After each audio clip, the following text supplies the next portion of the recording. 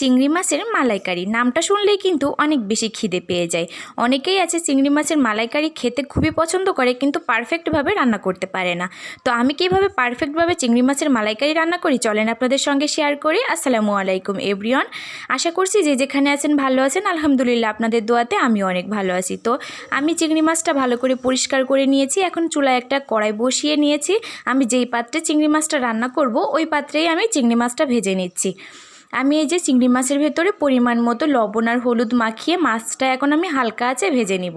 চিংড়ি মাছটা কিন্তু একদমই বেশি ভাজা যাবে না, তাহলে কিন্তু রাবারের মতো হয়ে যাবে। আজকের ভিডিওটি আপনারা যে যেখান থেকে দেখছেন অবশ্যই একটা লাইক দিয়ে পুরো ভিডিওটি কন্টিনিউ করবেন। আর আমার ফেসবুক পেজ থেকে দেখলে পেজটি ফলো দিবেন, ইউটিউব চ্যানেল থেকে দেখলে চ্যানেলটি অবশ্যই সাবস্ক্রাইব করে পাশেই থাকবেন। তো মাছ ভাজা হয়ে গিয়েছে, এখন আমি মাছটা তুলে নিয়েছি। ওই তেলের ভেতরে আমি কিছু গোটা মশলা দিয়েছি।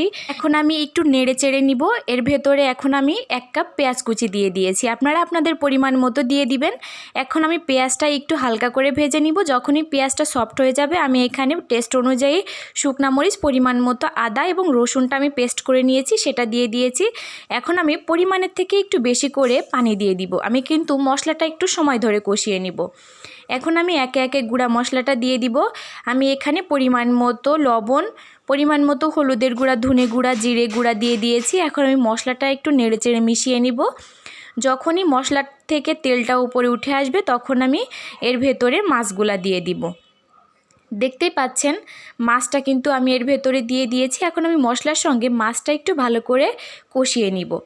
মাছটা কিন্তু একটু সময় ধরে কষিয়ে নেবেন। আমি কিন্তু এই পর্যায়ে চুলার আঁচটা মিডিয়ামে রেখে তারপরে মাছটা কষিয়ে নিব। মাছটা কিন্তু ভালো করে কষানো হয়ে গিয়েছে, দেখতেই পাচ্ছেন তেলটা কিন্তু উপরে উঠে এসেছে, মাছের কালারটাও কিন্তু চেঞ্জ হয়ে গিয়েছে। আমি কিন্তু মাছের ভেতরে কোনো পানি ব্যবহার করব না। আমি এখানে গোটা একটা নারকেলের যে দুধটা আছে আমি সেটা দিয়ে দিয়েছি। এখন আমি মাছের সঙ্গে খুব ভালো করে নেড়ে চেড়ে মিশিয়ে নিব। আপনারা কিন্তু দেখবেন যে দুধটা দেওয়ার পরে একটু উতলে আসে, তো ভয় পাওয়ার কিছু নেই, একটু পরে এটা ঠিক হয়ে যাবে। তো আমি নেড়ে চেড়ে ঢাকনা দিয়ে এখন 5 মিনিটের মতো রান্না করব। চিংড়ি মাছের মালাইকারি রান্না করতে কিন্তু একদমই বেশি সময় লাগে না, খুবই দ্রুত রান্না হয়ে যায়। দেখতেই পাচ্ছেন ঝোলটা কিন্তু অনেকটাই শুকিয়ে এসেছে। এখন আমি আবারও একটু নেড়ে চেড়ে দিব যাতে নিচে লেগে না যায়। আমি এই পর্যায়ে চুলার আঁচটা মিডিয়াম টু হাইটে রেখেছি। আমার রান্না কিন্তু প্রায় শেষের দিকে। এই পর্যায়ে আমি এর ভেতরে একটু ভেজে রাখা গরম মশলার গুঁড়া দিয়ে দিয়েছি। এখন আমি একটু নেড়ে চেড়ে আবারও ভালো করে মিশিয়ে নিব। আপনারা যারা বেরেস্তা পছন্দ করেন অবশ্যই এখানে বেরেস্তা ব্যবহার করতে পারেন, তাহলে কিন্তু খেতে আরও বেশি মজা লাগবে। তো আমি এখানে কোনো বেরেস্তা ব্যবহার করছি না। দেখতেই পাচ্ছেন ঝোলটা কিন্তু অনেকটা ঘন হয়ে গিয়েছে। আপনারা যে যেমন ঝোলটা খেতে পছন্দ করেন তেমনভাবেই আপনারা ঝোলটা কমিয়ে অথবা বাড়িয়ে নিতে পারেন।